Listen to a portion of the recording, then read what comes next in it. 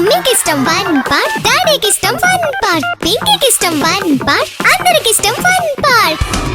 మీ holidays ని జాలీ days గా మార్చుకోండి ఫన్ పార్క్ తో. మైమర్పించే వాటర్ రైడ్స్, అబ్బురపరిచే థ్రిల్లింగ్ రైడ్స్ తో పాటు ఇంకా మరెన్నో. వినోదానికి ఉల్లాసానికి లేదు మరొకటి సాటి. తప్పక విచ్చేయండి fun park, the one and only destination fun park, Golagamudi, Nellore.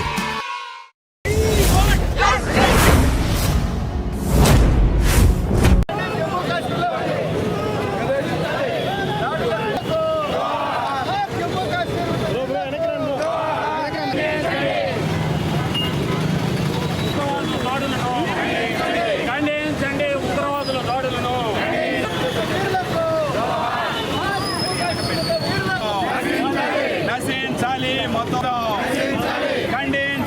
Jammu కాశ్మీర్లో ఉగ్రవాదాలు.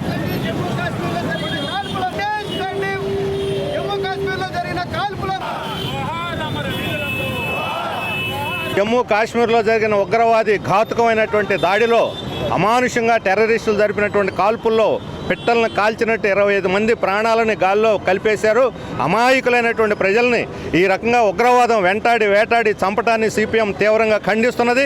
వారికి సంతాపం ప్రకటిస్తున్నది. వారి కుటుంబ సభ్యులకి మేము అండగా ఉంటామని సానుభూతిని ప్రకటిస్తూ యావత్ జాతి దేశమంతా కులాలకి మతాలకి అతీతంగా ఒక్క తాటి మీదకి వచ్చి ఉగ్రవాదాన్ని రాజీ లేకుండా ఎదుర్కోవటానికి సిద్ధం కావాలి. దాన్ని ఎదుర్కోవటంలో కేంద్ర ప్రభుత్వం ఇప్పటికి తీసుకున్నటువంటి చర్యలు చాలవు. పాకిస్తాన్ వ్యతిరేకంగా పాకిస్తాన్ పాఠం నేర్పేదానికి తహతహలు ఆడుతున్నారు, మంచిదే. కానీ సీమాంతర ఉగ్రవాదం, పాకిస్తాన్ అవతల నుంచి ఉగ్రవాదులు ఎలా వచ్చారు ఇక్కడికి? వచ్చిన వాళ్ళు ఒక బాగా ఏమాత్రం ఆతృత లేకుండా తీరిగ్గా కాల్పులు జరిపి ఒక్కొక్కరిని వెంటాడి చంపేసి మరలా తీరిగ్గా వాళ్ళు తప్పుకొని వెళ్ళిపోయారంటేనే జమ్మూ కాశ్మీర్లో వాతావరణం భద్రత సరిగ్గా లేదు. ఇది భద్రతా వైఫల్యం అనేది కూడా కనిపిస్తుంది. కాబట్టి కేంద్ర ప్రభుత్వం జమ్మూ కాశ్మీర్ని ప్రశాంతంగా ఉండటానికి, జాతీయ సమైక్యతకి, అక్కడ ఉన్నటువంటి 3 కోట్ల మంది ప్రజలని విశ్వాసంలోకి తీసుకొని జమ్మూ కాశ్మీర్ కావచ్చు, కావచ్చు, ఆ ప్రజలందరినీ కూడా విశ్వాసంలోకి తీసుకొని టెర్రరిస్ట్ వ్యతిరేక ఉద్యమాన్ని నిర్మించాలి. దీనికి మతం రంగం ఇంకోటో పూసి దేశ సమైక్యతకి విఘాతం కలిగించకూడదు అని చెప్పి నేను ప్రజలందరూ కూడా విజ్ఞప్తి చేస్తున్నాను. దేశ ప్రజలందరూ కూడా ఈ నివాళిలో భాగస్వాములు అవుతున్నారు.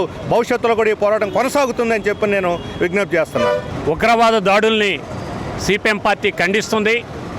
ఏదైతే 25 మంది ఈ దాడుల్లో చనిపోయారు, ఈ దాడుల్లో ఎవరైతే ఈ దాడులు జరిపేదానికి ప్రశాంతంగా వచ్చి వాళ్ళని చంపేసి శాంతి ఏదైతే భారతదేశానికి ఉందో, ఈరోజు వాళ్ళు వచ్చి అలాంటి చర్యలకు పాల్పడుతుంటే ఈ చర్యలను మేము ఖండిస్తున్నాం.